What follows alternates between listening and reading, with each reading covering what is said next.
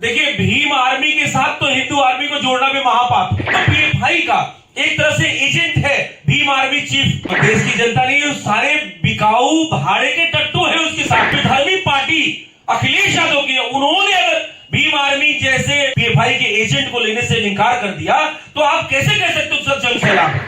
नमस्कार, मैं ब्रजेश ओझा और आप देख रहे हैं न्यूज डिपो। और आज न्यूज डिपो आपके बीच में लेकर आए एक ऐसे मुद्दे को जिस मुद्दे ने सोशल मीडिया में सेंसेशन कर रखा है। यानी हर कोई ये जानना चाहता है कि कौन है ये हिंदू आर्मी, क्या है हिंदू आर्मी, और कौन है हिंदू आर्मी का चीफ सुशील तिवारी, जो आए दिन फेसबुक पे और सोशल मीडिया के तमाम प्लेटफॉर्म पे मचा रखी हाहाकार हेट स्पीच से और जो मुस्लिमों को लगातार कर रहा टारगेट। आज हमने हिंदू आर्मी के ही कार्यक्रम में लखनऊ में हिंदू आर्मी चीफ को कह सकते हैं कि पकड़ लिया है और अपने पास खड़ा कर लिया है और उन्हीं के कार्यक्रम में पूछे जाएंगे तीखे सवाल। तो हमारे साथ है हिंदू आर्मी सुशील तिवारी। सुशील तिवारी जी, स्वागत है। नमस्कार जी। नमस्कार।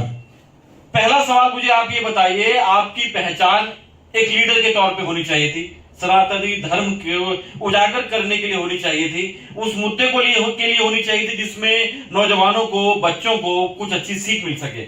लेकिन आज जब सोशल मीडिया पे कोई सुशील तिवारी सर्च करता है तो क्या निकल कर आता है कि सुशील तिवारी 8 अगस्त को जंतर मंतर पे हुए धरना प्रदर्शन में जेल गए, 2 महीने जेल रहे। क्या निकल कर आता है कि सुशील तिवारी लगातार मुस्लिमों को टारगेट कर रहे हैं। सुशील तिवारी और हिंदू आर्मी और सनातन धर्म के लिए जो काम करना चाहिए था, क्या हिंदू आर्मी का मकसद यही है हेट स्पीच? नहीं, ऐसा नहीं है विजय जी।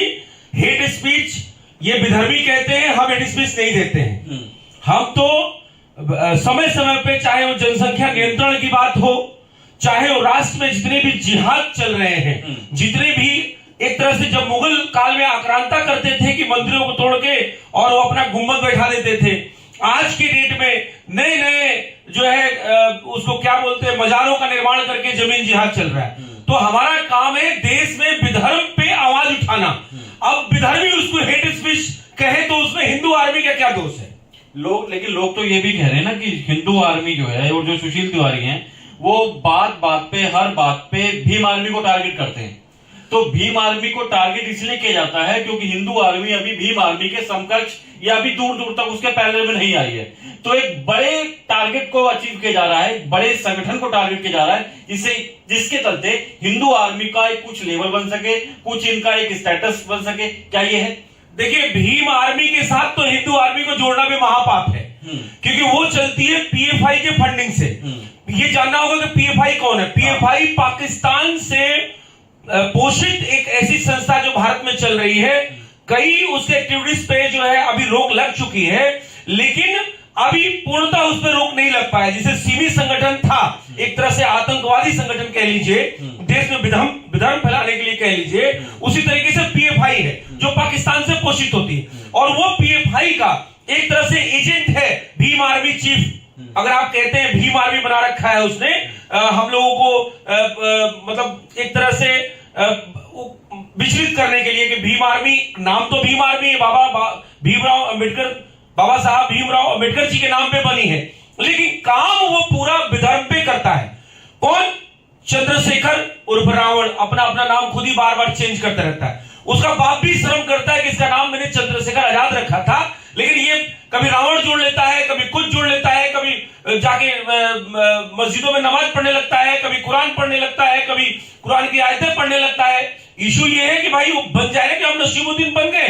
पहली बात तो वो देश के अंदर जाति पाति फैला रहा है और उसको एक मोटी फंडिंग कहां से मिल रही है? पीएफआई से। पीएफआई ने 100 करोड़ की उसको फंडिंग इंस्टॉलमेंट में करी है, जिससे उसने 30 से ऊपर फॉर्च्यूनर खरीदी है और जहां भी वो सभा करता है उसी पैसे से वो सभा भी करता है। और ये सभा होती किस बात से है कि जो यहाँ के जो हमारे, जिसको आप दलित भाई कहते हैं, जो हमारे हिंदू भाई हैं, उनको हमारे बीच में तोड़ने फोड़ने के लिए ये संस्था उसने बनाया हुआ है, ताकि देश के अंदर जो हमारा समाज है, हिंदू समाज, वो बढ़ सके और वो बांटने के लिए उसने बनाया हुआ है। अब आप कहेंगे 100 करोड़ की फंडिंग का साक्ष्य बताइए, तो ये हिंदू आर्मी तो कहती नहीं है। ये भारत की मजबूत संस्था है ईडी का कहना है कि इसके तमाम केसेस आप ईडी की वेबसाइट खोलिए और देखिए कि किस तरीके से वो पीएफआई का एजेंट बन के, हिंदू नाम रख के हमें जात पात में बांटने का काम कर रहा है। उसने अपने चुनाव में भी जितने टिकट बांटे थे सारे उन विधर्मियों को टिकट दिए थे। चलिए मैं यहाँ पे आपको रोकता हूँ, मैं आप ही की बात ऊपर रखता हूँ। आप कह रहे हैं कि वो पीएफआई फंड से चल रहा है, आप कहते हैं कि वो देश में वो जात पाति फैला रहा है, आप कहते हैं कि चंद्रशेखर रावण जो है अपने नाम के बिल्कुल विपरीत या बिल्कुल अलग राक्षसी प्रवृत्ति उसको अपना रखा है। लेकिन उसके बावजूद भी आप लगातार सोशल मीडिया पे वीडियो डाल रहे हैं। ईडी के आपके मुताबिक ईडी ने सबूत दिया 100 करोड़ की फंडिंग का, उसके बावजूद भी आज भीम आर्मी के साथ देश के एक बहुत बड़ा तबका जुड़ा हुआ है। हिंदू आर्मी चीफ के साथ का उतना बड़ा तबका जुड़ा हुआ है, क्योंकि सवाल इसलिए उठता है जब हिंदू आर्मी चीफ अगस्त में जेल गए तो देशव्यापी स्तर पर जो बड़े आंदोलन होना चाहिए था वो देखने को नहीं मिला। लेकिन वहीं जब चंद्रशेखर रावण जेल गए तो पूरे देश में जो चीज नजर आई वो ये बताती है कि भीम आर्मी आपकी नजरों में गलत है, लेकिन वो जो दिल्ली की जनता है या देश की जनता है वो अभी भी उनको सपोर्ट कर रही है। नहीं, वो देश की जनता नहीं है, सारे बिकाऊ भाड़े के टट्टू है उसके साथ में। आप समझिएगा, देश के अंदर जब एक दलित लड़की के साथ एक विधर्मी समाज का, कट्टरपंथी समाज का लड़का जब रेप करता है तो उसकी कोई भी मीडिया में, ट्विटर पे, यूट्यूब पे, फेसबुक पे, इंस्टाग्राम पे या तमाम जो वामपंथी प्रिंट मीडिया है, इलेक्ट्रॉनिक मीडिया है, उस पर नहीं चलता है। लेकिन यही अगर हम 3 अप्रैल को हिंदू महापंचायत करते हैं और वहां कोई कांड नहीं होता है, उसके बाद भी वामपंथी मीडिया जो है वो जबरदस्ती एफआईआर दर्ज कराना और जबरदस्ती प्रोपोगेट करना, ट्रेंडिंग करना, तो उसके साथ कोई है नहीं। ये अपने दिमाग से सभी लोग निकाल दे। वो जितने लोग हैं वो भाड़े के टट्टू है भाई, वही 10, 20, 50 लोग उसके साथ हमने बताया नहीं, 30 फॉर्च्यूनर पीएफआई के फंडिंग से लिया हुआ है। आजाद समाज पार्टी बना लिया, क्योंकि ऐसा कुछ संविधान में है कि पॉलिटिकल पार्टी चंदा ले सकती है। अब चंदा तो केजरीवाल भी लेता है, वो मदर टेरेसा ग्रुप से लेता है और वो अभी धर्मांतरण करता है। उसी तरीके से ये एक तरह से विदेशी ताकत पे पलने वाले ये सारे के सारे एजेंट हैं जो भारत को टुकड़े करने के लिए इनको खूब ढेर सारा धन और दौलत मिलता है। रही बात हिंदू आर्मी की, तो हिंदू आर्मी का अगर आपको ताकत देखना था तो आप 8 अगस्त को जरूर आप आइए, आप मतलब फिर भी कार्यक्रम होगा तो हमारा आइए और हम कार्यक्रम करते हैं। अभी लखनऊ के अंदर हमारा आपने भगवा रैली देखा, लाखों कार्यकर्ता उसके अंदर आए और लाखों देश के अंदर कार्यकर्ता है। हमारे सोशल मीडिया के पेज ब्लॉक कर दिए जाते हैं जितने फॉलोअर हैं। तो ऐसा नहीं है, ये बड़ा भ्रांति है मीडिया में कि जो है उसका बहुत बड़ा तंत्र हो गया है।